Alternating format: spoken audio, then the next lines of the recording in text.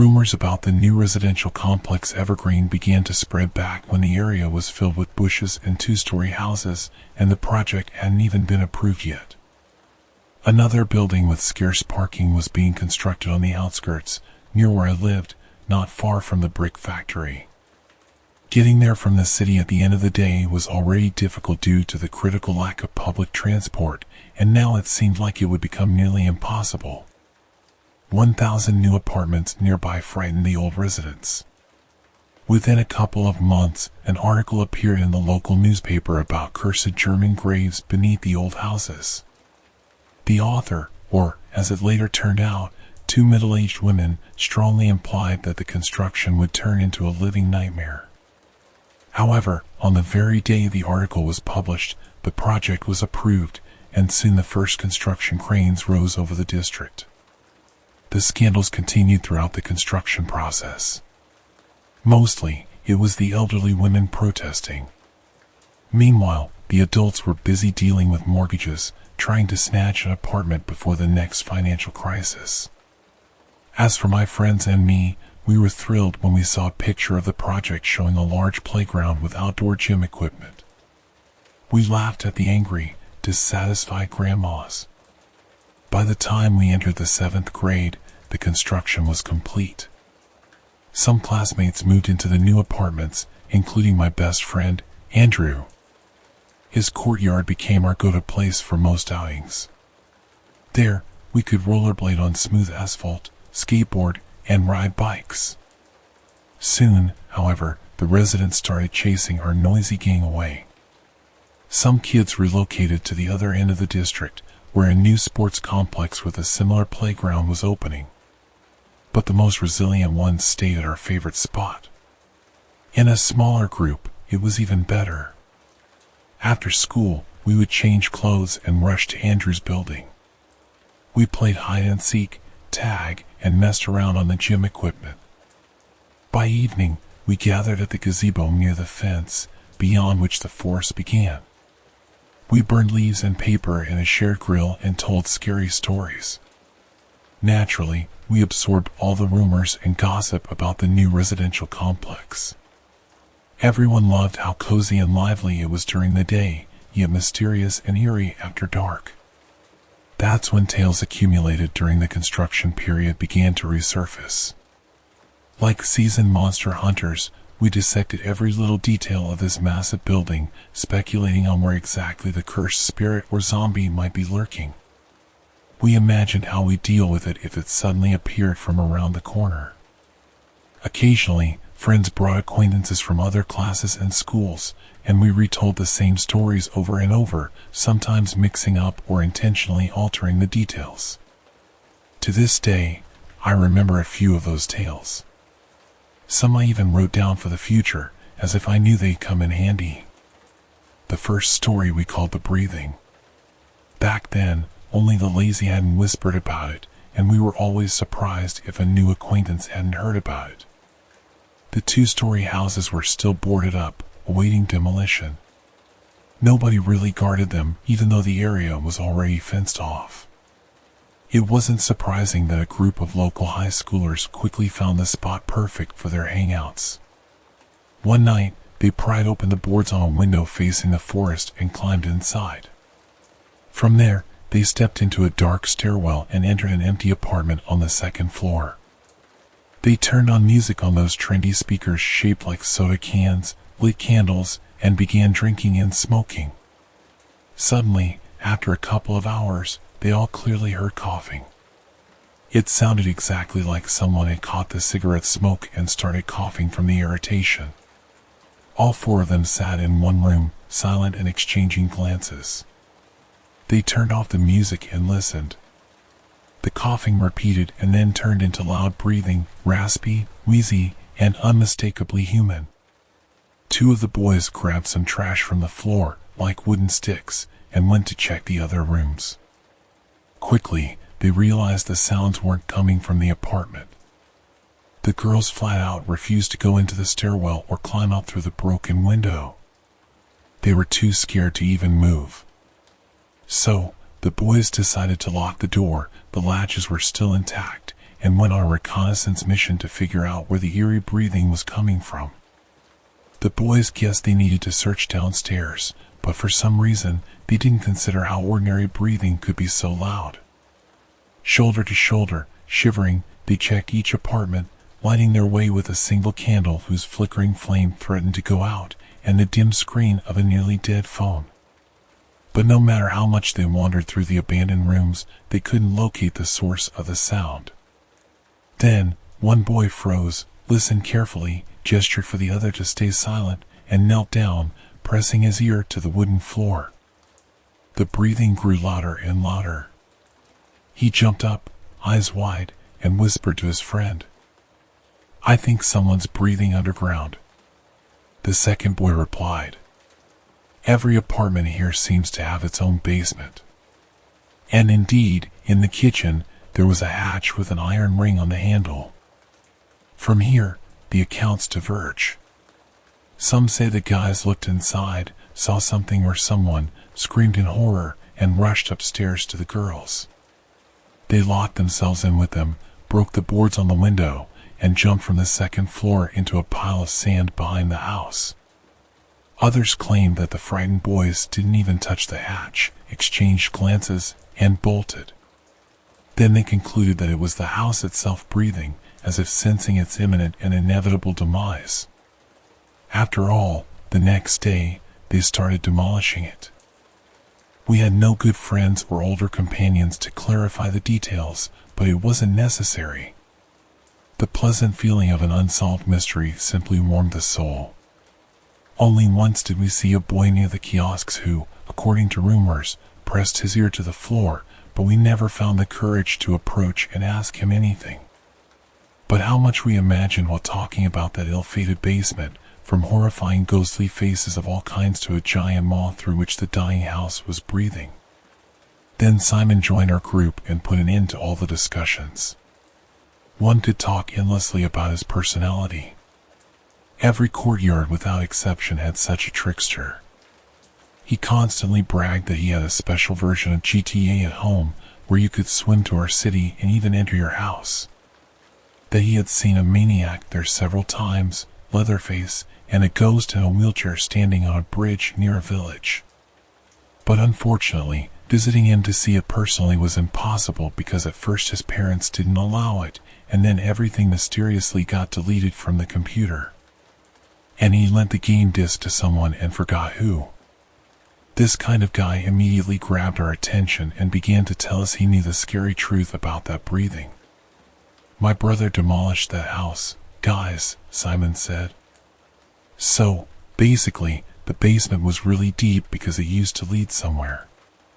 But whatever, the guys saw a coffin there. Can you imagine? I swear. My brother said he saw it himself. But it was already empty. Can you believe it? How is that possible?" Our friend, a girl 1 grade younger, turned pale. Just like that, Simon crossed his arms over his chest. The zombie escaped. Into the deep basement? Andrew squinted skeptically. "How should I know?" Simon snorted back. "Maybe. Or into the woods, who knows?" Simon lived on the 3rd floor of a new residential complex. The longer we talked to him, the more horrifying stories we learned. It seemed that, according to his tales, kids lived in utter hell there. In that house, there wasn't a single peaceful night, and every time, something scarier happened. He swore he constantly heard quiet children's crying. However, his parents said no kids lived nearby. Once, at 3 in the morning, Simon pressed his ear against the wall and suddenly felt it trembling. Then he heard a whisper. "They bricked me up." Simon shuddered but didn't get scared or complain to his parents. Instead, he carefully lifted the wallpaper at the seam with a ruler and saw a child's handprint behind it, which almost immediately disappeared. Later, he complained that every night he noticed a dark silhouette under the streetlight on the sports ground, a thin, tall man standing motionless so that his hands were visible but his head wasn't. But once Simon stared at him too long, and the figure suddenly moved and dashed away. The light fell on his horrific, disfigured face, and Simon saw that the man's mouth was sewn shut, and his eyes were entirely black with bloody streaks. Soon the entrance door slammed, and half a minute later, someone started pounding on Simon's apartment door. But the boy couldn't do anything because he was home alone, and his phone was broken. Only by some miracle did he survive. The creature left, unable to break through the sturdy iron door. Simon also claimed that the lights in the house went out several times a week, and in the pitch darkness of the apartment, people would hear quiet whispers. These were the spirits of buried Germans, rising from underground to find a deceased body and possess it. That's why corpses in the complex had to be treated very cautiously. No one would be surprised if a corpse suddenly got up and walked away. Therefore, at funerals, a blade was preemptively hammered straight into the hearts of all the deceased. But all his mystifications were quickly exposed. Our classmates living in that complex easily debunked these ramblings and, at the same time, revealed how much of a storyteller Simon was. We politely nicknamed him a fantasist and stopped taking his stories seriously. For about a year, we didn't talk to him. He was deeply offended by the nickname and didn't approach us, only occasionally riding by on his bike and listening to what we were discussing. But on the first day of the new summer vacation, we invited him to sit in the gazebo with us. And that's when he told us about the secret cellar. Guys, I swear, really. He drew an invisible cross on his chest with his finger. I'm telling the truth. Remember when I joked about the breathing thing? About the coffin in the cellar? Well, I was kidding back then, honestly. But it turned out to be way scarier. No kidding, for real. What's there? Andrew asked. By that time, he had grown up fast, gotten taller, and developed a deep, manly voice. It was actually deeper. It's not just rumors, Simon replied. My brothers said that the mushrooms left over from the old houses somehow merged. I don't get it, Andrew shook his head and laughed. But I immediately shushed him. I was too curious to listen. Simon continued. If you crawl into the basement, you can find a passageway leading deeper. The old two-story house used to stand somewhere there. He pointed toward the door of the third entrance. So you have to go underground. And find some stairs or a passage. Yeah, right, go ahead, Andrew waved dismissively. You're a liar, and you don't even have a brother, for sure. But I swear. Simon insisted, nearly in tears. Let's check it out, huh? Let's go, guys. Just for fun, I stepped in. Everyone exchanged glances. Are we gonna get in trouble? One girl asked. If anything happens, we'll blame this liar, said a softened Andrew with a grin, nodding towards Simon. And if he keeps spouting nonsense, we'll leave him sitting there. Simon shivered. No, let's stick together, or I'm not going. Fine then, Andrew smiled and returned to the gazebo. Nobody wanted to go with you anyway. Guys, at this point, I couldn't take it anymore. Remembering how I stood up for poor Simon and begged others not to bully him still gives me chills.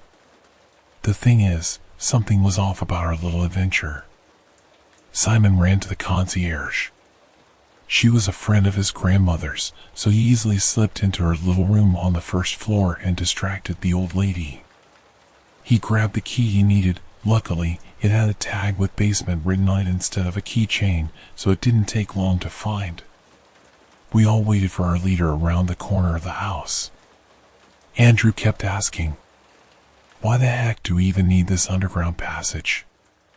And why did we suddenly decide to explore it? I didn't know how to answer. And even now, I don't know. Maybe it was pity for the young liar, or maybe just a naive thirst for adventure. I imagined myself in a complex, ancient labyrinth system that would be fascinating to explore and even map out, though I didn't really know what kind of depths awaited us. Soon, Simon came running, waving the key triumphantly. He unlocked the door, hung the lock inside on the handle's bracket, and, afraid we'd lock him in, asked someone to go first. I went in with a friend. Behind us were Simon, Andrew, and 3 other friends. We wandered for an embarrassingly long time. Found a switch, turned on the light, and things got easier. Despite the building being new, the basement looked absolutely awful. Pipes, little rooms, corners, the smell of dampness and rotting meat. Probably a couple of unfortunate mice had already died somewhere. We wandered for about 30 minutes. Then Andrew couldn't take it anymore, ordered everyone to wait, climbed out, and, as he later explained, started counting steps from the end of the house to the 3rd entrance to roughly figure out where in the basement we should look for that darn passage down.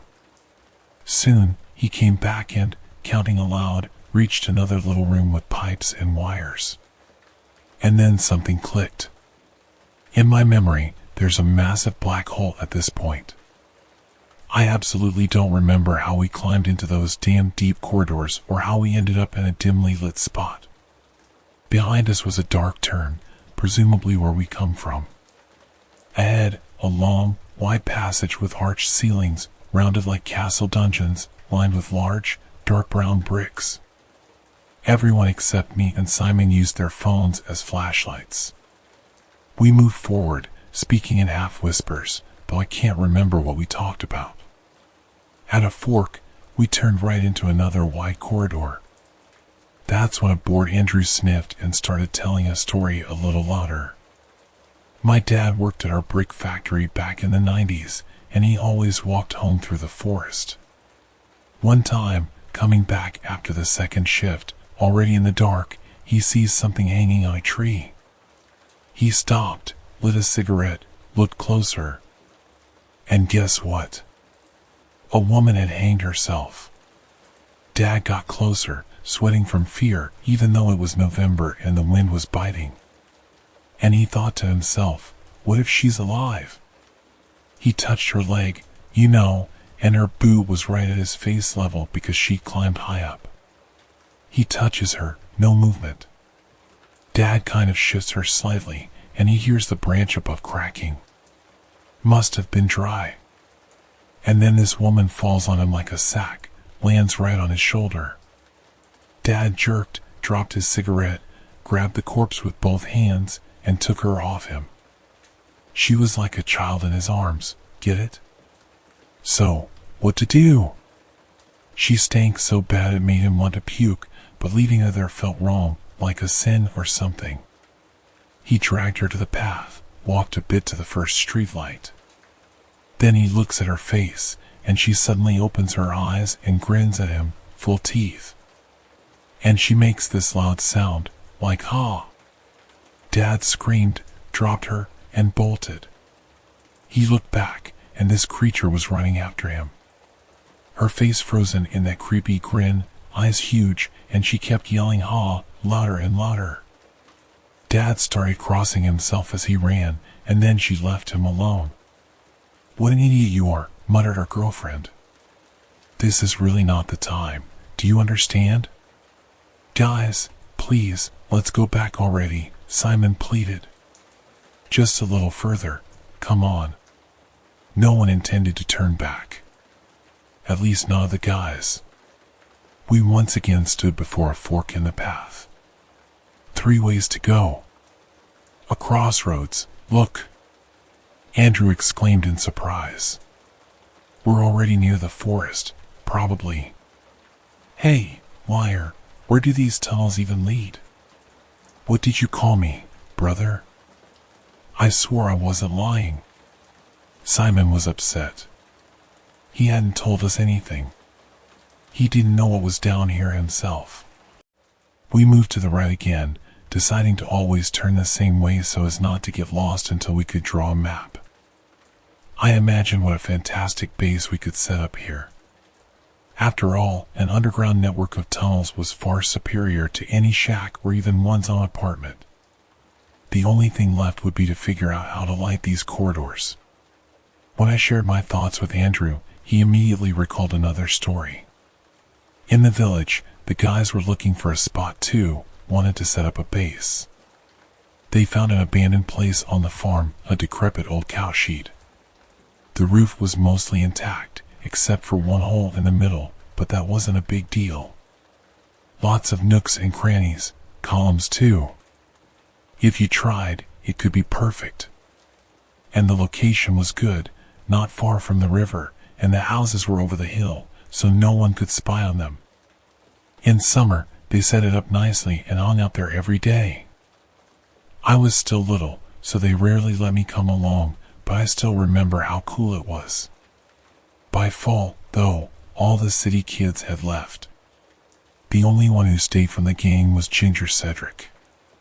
He decided to hang out there alone for a while and tidy up before winter, so nothing would go to waste.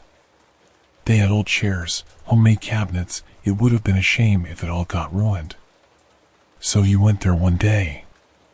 The weather was bad, clouds rolling in, wind, rain coming soon.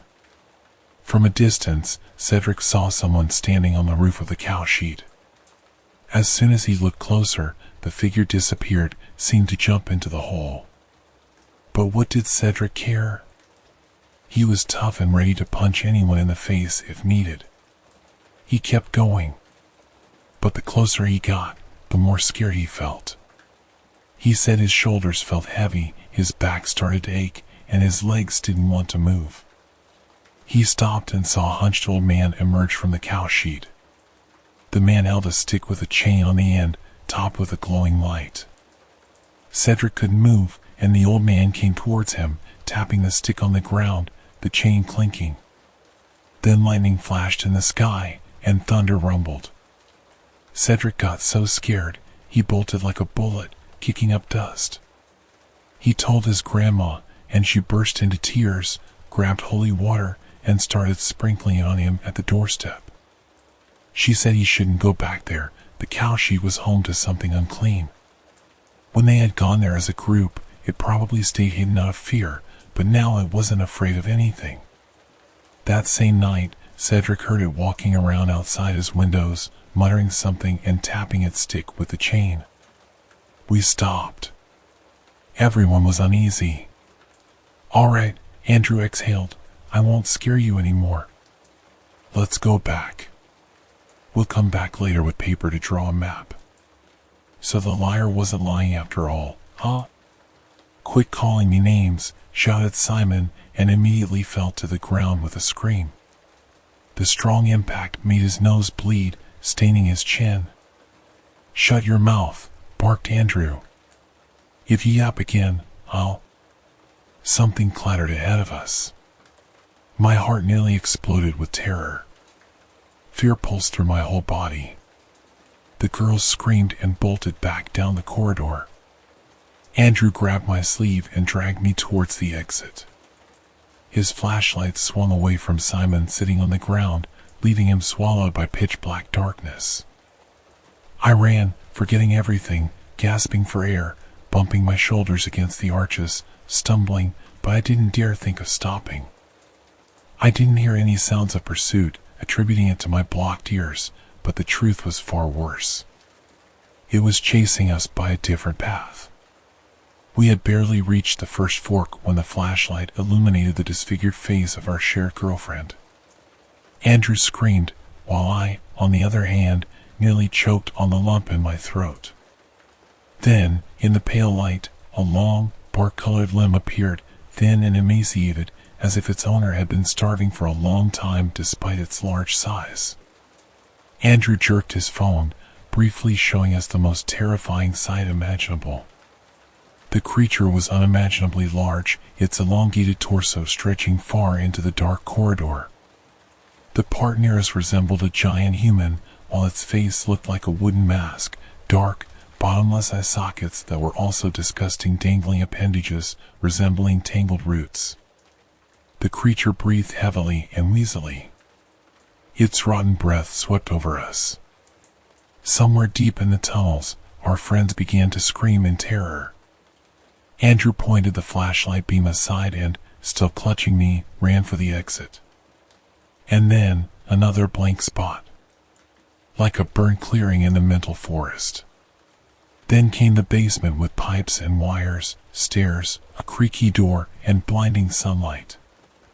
Andrew cried, wailing in his newly developed baritone, while I sat shaking, barely grasping what was happening around me.